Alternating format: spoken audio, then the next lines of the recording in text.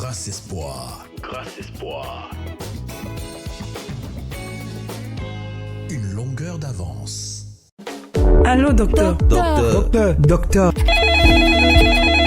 Allô, docteur.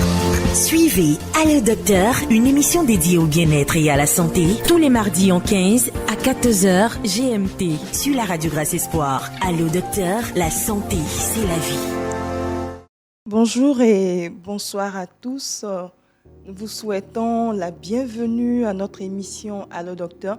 Et sachez que nous sommes à la reprise radiophonique de notre émission.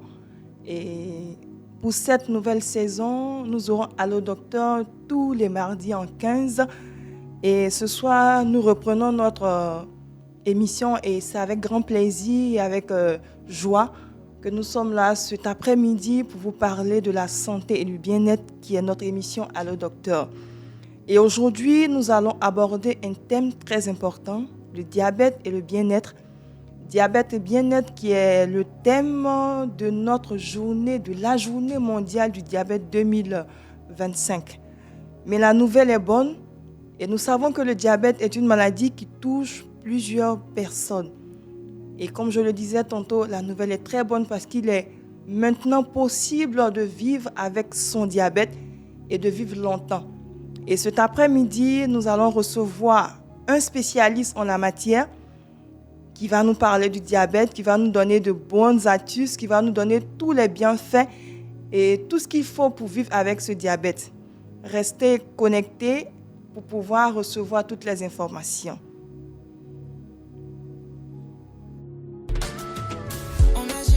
On m'a dit, sans Jésus, y a pas d'alternative. C'est lui qui peut porter ta fatigue. Sans te demander, c'est gratuit. On m'a dit, d'arrêter de faire semblant. Parce qu'il peut monter trop tentant. Des adultes, mais esprit d'enfant. J'ai connu des soucis, des galères, des folies. Oh. Avec Jésus, j'évolue. Oh. Le diable est un menteur, un voleur qui copie. Oh. Il fait tout pour que t'oublies. Oh. Que Jésus est Dieu, c'est un Dieu qui guérit. Oh. Ton meilleur allié. Maintenant, il faut prier. À l'heure est venue de briller. C'est pour ça qu'on y croit. Y'a un avant de mon passé. Ce que je regarde dans le miroir. Je regarde dans le miroir. C'est pour ça qu'on y croit. Y'a un avant de mon passé. Ce que je regarde dans le miroir. C'est vrai qu'il n'y a rien à voir. Mais qu'est-ce que je ferais sans toi? Je te parle pas de l'histoire des autres, mais je te parle de mon histoire. De comment une fille trop souvent utilisée en crise d'identité a fait la rencontre de Jésus et a tilté qu'il fallait se baptiser. Donc tapez des mains. Donc pour Jésus, tapez des mains. Tapez des mains. Donc pour Jésus, tapez des mains. Tapez des mains. Donc pour Jésus, tapez des mains. Tapez des mains. Donc pour Jésus, tapez des mains. Ah, je sais plus combien de fois tu m'as sauvé, sorti du noir. Je sais plus combien de fois tu m'as sauvé, sorti du noir. Allô Docteur. Allô Docteur. Et nous sommes à la reprise de notre saison radiophonique de notre émission Allô Docteur. Et cet après-midi, nous sommes avec le docteur Boadi Innocent Romaric. Je tairai la suite du nom. Il est médecin endocrinologue diabétologue. Et ce soir, il va nous parler du diabète et le bien-être en milieu professionnel. Mais on va couper le milieu professionnel pour parler du diabète et le bien-être. Bonsoir, docteur. Bonsoir Caroline, bonsoir à tous les auditeurs de la radio Grâce Espoir. Et c'est avec joie que nous sommes présents ici pour parler du diabète sucré et du bien-être aujourd'hui. Merci beaucoup, docteur, d'avoir accepté de participer à notre émission Allô Docteur. Et aujourd'hui, comme je le disais tantôt, nous allons parler du diabète et du bien-être. Mais docteur, pour commencer, pouvez-vous nous expliquer simplement qu'est-ce que le diabète? Alors, merci Caroline de me donner la parole. J'aimerais bien évidemment dire merci à tout l'AMECI. l'AMECI, c'est l'amicale des endocrinologues diabétologues de Côte d'Ivoire que je représente ici au fait. Voilà. Le diabète sucré, c'est juste une augmentation du taux de sucre dans le corps. Donc, on parlera d'une hyperglycémie chronique. C'est ça le diabète sucré. D'accord. Et il paraît qu'il y a deux types de diabète. Alors, c'est vrai qu'il existe différentes formes de diabète, mais les deux, n'est-ce pas, les plus importants, c'est le diabète de type 2 qui fait plus de 90% des diabètes. Et puis le diabète de type 1. Voilà. Sinon, il y a les autres types de diabète, le diabète sur la femme enceinte, et puis il y a des diabètes aussi qui sont dits secondaires. Hein. Bien évidemment, on parlera plus de ceux qu'on voit le plus, notamment le type 2 et puis le type 1. D'accord. Docteur, je suis tentée de vous poser la question de savoir comment est-ce qu'on peut se savoir diabétique. Alors, il faut dire que le diagnostic, il est aisé, il est facile, il est simple. C'est juste consulter, voir un médecin qui va nous prescrire un examen qu'on appelle glycémie à jeun. Donc, on réalise cette glycémie à jeun là 8 heures après le repas de la veille. Bien évidemment, le sujet ne doit pas manger, venir faire le prélèvement. Voilà, simplement.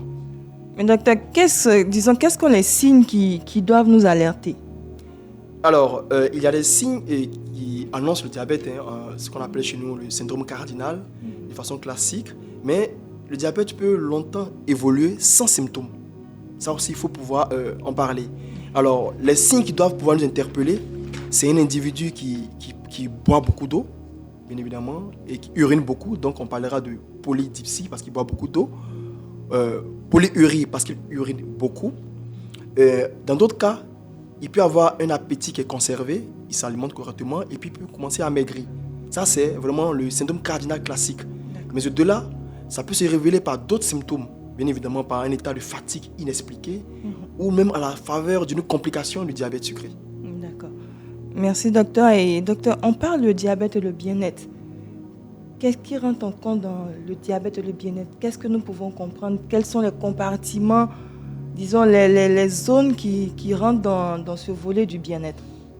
Alors, il faut dire que la prise en charge du diabète sucré est une prise en charge qui est dite holistique. Holistique, là, holistique, ça veut dire que vous prenez le diabète en charge et tous les autres éléments qui peuvent gêner ce diabète-là. Bien évidemment, dans ces éléments-là, il existe le bien-être. C'est important. C'est une pathologie chronique parce qu'on est diabétique, on y reste toute la vie, et donc qui va être, avec son évolution, émaillée de complications.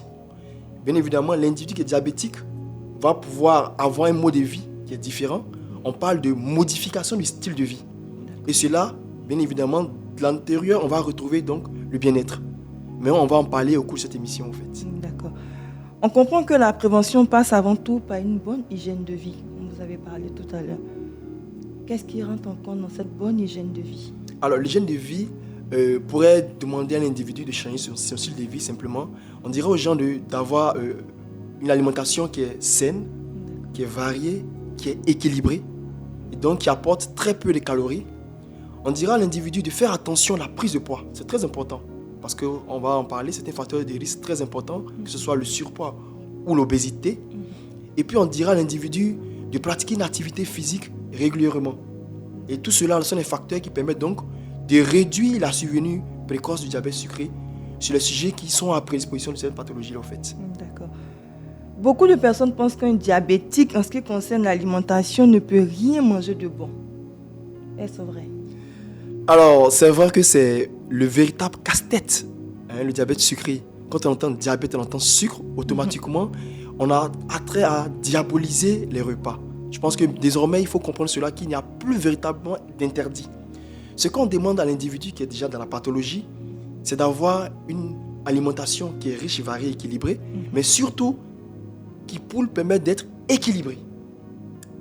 On le cherche un équilibre qui est bien évidemment donné par des prescriptions médicales. Donc, on va quitter un peu cette sphère d'interdit-là et puis permettre à ce que l'individu puisse avoir une hygiène de vie qui est correcte, où il aura ce mieux-être qu'on recherche pour tout le monde. Donc, est-ce qu'on peut avoir un petit exemple de repas équilibré? Alors, proposer c'est vrai que le diabète est bien-être, mais ce n'est pas tout le monde qui nous écoute qui est diabétique. En question de prévention, c'est-à-dire pour le diabétique, qu'est-ce qu'il peut manger? Et pour nous qui ne sommes pas diabétiques, qu'est-ce que vous pouvez nous proposer? Alors, il faut dire que s'alimenter va être influencé par plusieurs facteurs. Vous avez donc les facteurs culturels, les facteurs sociologiques. Vous avez aussi l'économie, parce que pour manger, il faut payer. Mais on dira simplement aux individus de favoriser des aliments qui sont riches en fibres alimentaires, qu'on peut retrouver bien évidemment dans les légumes, dans les légumineuses et autres. Donc ces aliments-là qui apportent très peu de calories. Et puis derrière, lorsqu'un individu est en surpoids ou en obésité, on lui demandera de chercher à maigrir. Voilà. D'accord, docteur. Dans vos propos, vous avez parlé de l'activité physique et sportive. Quel sera l'impact de l'activité sportive sur le patient diabétique et même non diabétique pour pouvoir conserver son bien-être? Alors, l'activité physique participe à réduire la survenue du diabète ou participe à équilibrer le diabète en ce sens que lorsqu'on fait une activité physique régulièrement, le sucre va aller se cacher dans le muscle. Au fait, dans le diabète sucré, c'est une anomalie d'hormones. Il y a une seule hormone hypoglycémiante, c'est l'insuline. D'accord. Cette insuline va agir comme une clé. Donc son rôle, c'est de favoriser l'entrée du sucre dans la cellule. Et donc quand le sucre là, rentre dans la cellule et que l'insuline travaille bien, alors on réduit la survenue du diabète sucré ou on permet ce bon équilibre. Voici pourquoi on demande aux gens de faire une activité physique régulièrement. Derrière aussi, ça permet donc de dépenser l'énergie. Parce que quand on fait une activité physique, on transpire, on dépense l'énergie. Et en dépensant l'énergie, donc, on permet donc de faire chuter la glycémie. D'accord. Quel conseil vous nous donnerez pour l'activité physique? C'est-à-dire combien de fois par semaine on peut le faire étant diabétique et étant non diabétique pour pouvoir maintenir ce bien-être-là au niveau de l'activité physique et sportive? Alors, ce qui est admis désormais, c'est 150 minutes d'activité physique par semaine, à répartir en 3 ou 4. Ça peut être de la marche, du vélo et autres. Ce qui est intéressant de dire, c'est que ça doit être une activité physique qui est adaptée à l'individu. On ne dira pas à un individu qui a des soucis arthrosiques de faire une activité pour encore aggraver ses arthroses. Notamment une activité où il va dépenser beaucoup d'énergie, où il va mettre bien évidemment, à dure épreuve ses articulations. Donc on l'adapte à l'individu. C'est une activité physique qui est dite personnalisée et adaptée. Voilà. Merci, docteur. Avant de poursuivre notre débat, nous allons donner à la régie de nous faire passer une plage musicale, le temps de permettre à tous nos internautes de préparer les différents questionnaires. C'est Dieu, c'est Dieu, c'est Dieu, c'est Dieu. Tout ce que moi vis là, c'est Dieu. C'est pas médicament, c'est Dieu. Il ne faut pas m'en vouloir, je suis le fruit de sa grâce évidemment. Il voit, il se demande c'est qui ça, c'est Dieu. Non, c'est pas le de quelqu'un, c'est Dieu. Arrêtez vos débats, ouais. Bien sûr que Jésus de Nazareth, c'est Dieu. Doctor One, let's go.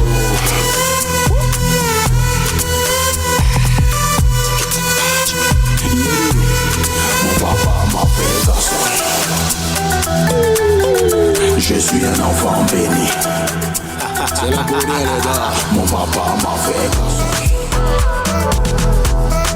Je suis un enfant béni. Tu crèmes de la gloire. Un petit manque que ça change.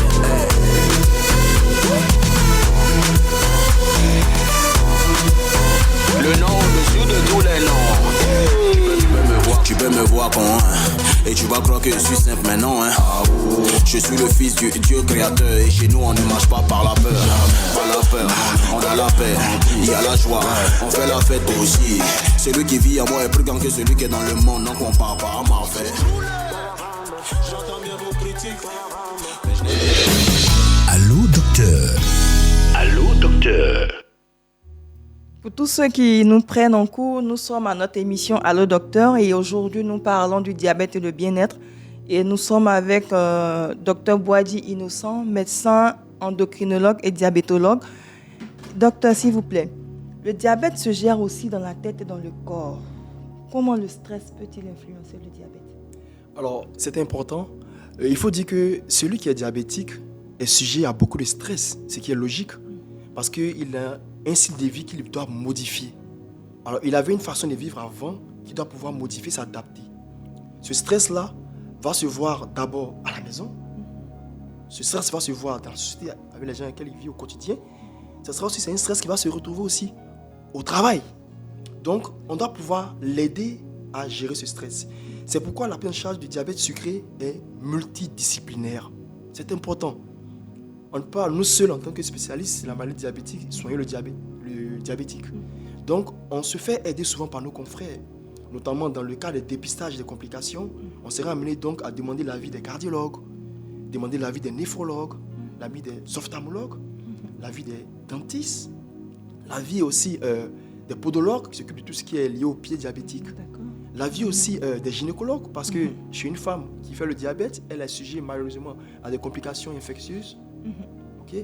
Demandez aussi l'avis des diététiciens pour aider ce patient-là à avoir un repas équilibré. Mais à côté, pour gérer ce stress, on aura besoin aussi des psychologues, des psychiatres pour aider l'individu afin qu'il puisse s'adapter à sa vie sociale et professionnelle en tant que diabétique. C'est une pathologie pour laquelle il y a trop de préjugés au niveau social. Ça entraîne un stress. Et dans ce stress-là, il existe donc l'activité qui est régie par le cortisol, qui est une hormone qui, malheureusement, augmente la glycémie. Donc, lorsque l'individu arrive à contrôler ce stress, arrive à le réduire, arrive à faire en sorte qu'il s'adapte, n'est-ce pas, à sa pathologie et à sa vie sociale et professionnelle, cela, bien évidemment, sous-entend l'aide à corriger son diabète. Mais derrière, ça favorise aussi à avoir une bonne détente, un bon sommeil. Parce qu'un bon sommeil aussi, un sommeil réparateur aussi, participe à faire baisser ce stress. En ce sens que gérer bien évidemment le stress contribue efficacement à contrôler son diabète au long cours. C'est-à-dire que diabète et santé mentale, il y a une corrélation? Mais bien évidemment, bien évidemment. C'est pourquoi je l'ai dit, prise en charge holistique, multidisciplinaire. On n'hésite pas à demander l'avis de nos spécialistes, des psychologues et psychiatres, à nous aider chez ces patients-là. C'est un patient qui est dans une société où les gens ont déjà des préjugés sur la pathologie. Alors, on ne mange pas ça, on ne fait pas ça, on ne fait pas ça. À la fin, je demande, je fais quoi? Je le dis toujours, il est dans une société. Il est avec les gens. Donc, aidons l'individu à avoir un mode de vie qui est adéquat, qui permettrait à l'individu là de ne pas se culpabiliser et donc de ne pas se marginaliser. Marginaliser, on parle de stigmatisation. Parce que si je ne me trompe pas, j'ai eu un témoignage d'un de nos médecins diabétologues, je tairai le nom, qui avait un patient qui se piquait à l'insuline. Il a été renvoyé de l'entreprise à cause de cela. Quel conseil ou bien qu'est-ce que nous pouvons comprendre par cela? Parce que c'est de la stigmatisation. Donc il a dû conduire son entreprise au tribunal du travail. Il a pleinement gagné le procès avec l'apport de son médecin qui lui a fait un rapport en bonne et due forme. Quels conseils pouvons-nous donner à tous ces directeurs d'entreprise, ces chefs d'entreprise qui peuvent nous suivre actuellement en ce qui concerne le personnel diabétique qu'ils ont avec eux? Alors, il faut dire que ce sont des personnes qui prennent un traitement. Cette thérapeutique-là obéit à des règles. Et dans le cas de l'insuline, il y a des heures d'injection. Ces heures d'injection-là aussi doivent être précédées, plutôt le repas est précédé des heures d'injection. Donc, c'est d'associer les médecins au travail. Les médecins du travail doivent nous accompagner afin de mieux gérer ces personnes-là. Comme je l'ai dit, celui qui est bien équilibré, il a un bon rendement. L'entreprise, qu'est-ce qu'elle recherche? Que l'individu soit actif et qu'il réponde, bien évidemment, à ses responsabilités au quotidien.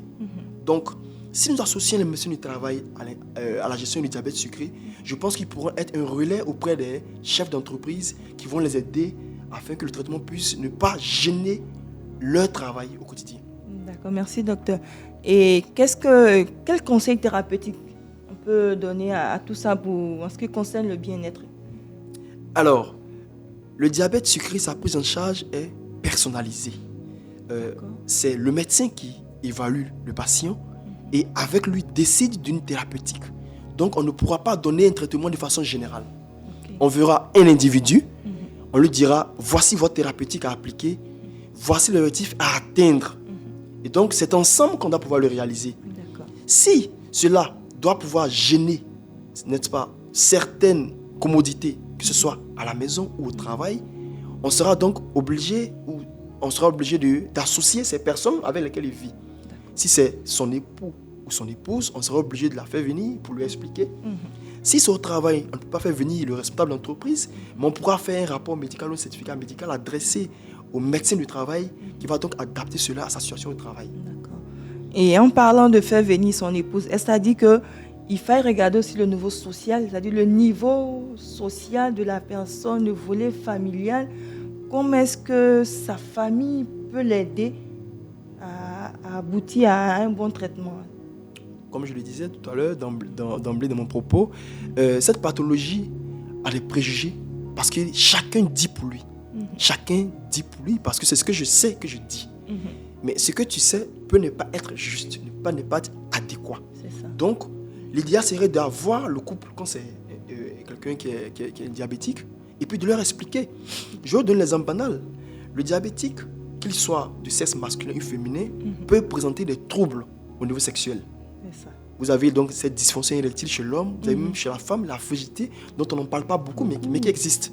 Donc, si dans le couple, le partenaire n'accompagne pas son conjoint ou sa conjointe ou ne comprend pas le phénomène, mais cela peut aller malheureusement vers des divorces. C'est pourquoi l'idéal serait donc d'associer, n'est-ce pas, le couple pour qu'ensemble, on puisse atteindre les objectifs qui sont fixés. Et lorsque l'individu il est bien équilibré, je vous dis, il vit et derrière, il a moins de soucis au niveau stress, que ce soit sur le niveau conjugal, sur le point de vue social ou professionnel. D'accord. Merci beaucoup, docteur. Et là, nous sommes en train de descendre à notre émission, Un bref résumé de tout ça. Qu'est-ce qu'on peut retenir? Le diabète et bien-être. Alors, diabète et bien-être, d'abord, il faut retenir le diabète que c'est une pathologie chronique. Qui dit chronique parle de durée. Elle est longue, cette pathologie. Okay. On est diabétique, on devient diabétique et on reste diabétique. Le plus important, c'est de pouvoir freiner ou réduire la survenue des complications parce que le diabète sucré, au cours de son évolution, va être émaillé de complications. La première chose à faire d'abord doit concerner d'abord les sujets qui ne connaissent pas le statut. Cela donc nous a mené à faire du dépistage précoce. C'est très important. Quand on n'a pas l'argent pour guérir, il faut prévenir. La prévention passe par le dépistage précoce. Ensuite, pour celui qui est déjà diabétique, c'est de faire en sorte qu'il puisse avoir un suivi. Ça, c'est aussi très important. Quand on parle de suivi, c'est le suivi donc à l'hôpital avec un médecin qui soit spécialiste ou pas, qui sera donc assorti de bilan de surveillance, notamment l'hémoglobine glyquée.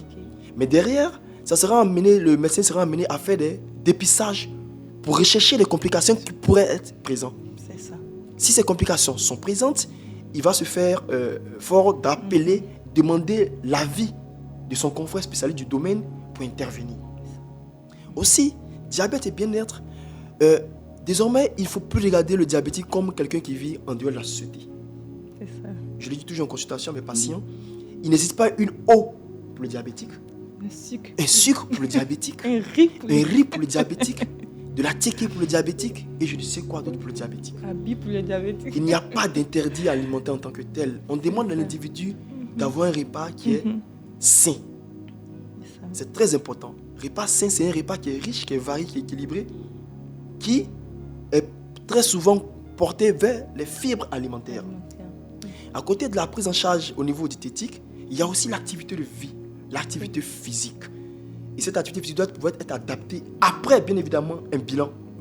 Un bilan pour voir le cœur, pour voir les membres inférieurs, pour voir même les yeux, pour voir si l'individu est apte à faire tel type d'activité physique. Et puis derrière, il y a la thérapeutique, il y a le traitement. Il doit être traité. Ce traitement-là peut être un traitement par régime, un traitement par médicament, c'est médicament par voie orale ou par voie injectable. Et à côté, c'est la surveillance.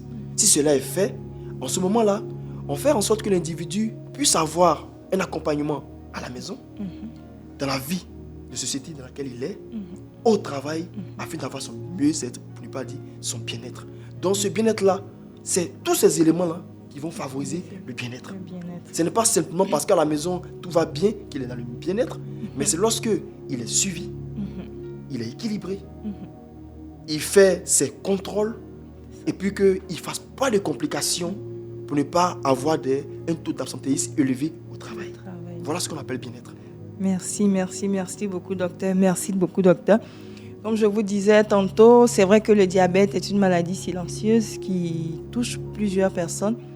Et comme je disais, la nouvelle est bonne parce qu'il est possible de vivre avec le diabète et le bien-être. Et avec le docteur Boadi Innocent, qui est médecin endocrinologue et diabétologue, nous avons pu comprendre qu'il est possible de vivre avec le diabète et de vivre longtemps et de bien vivre.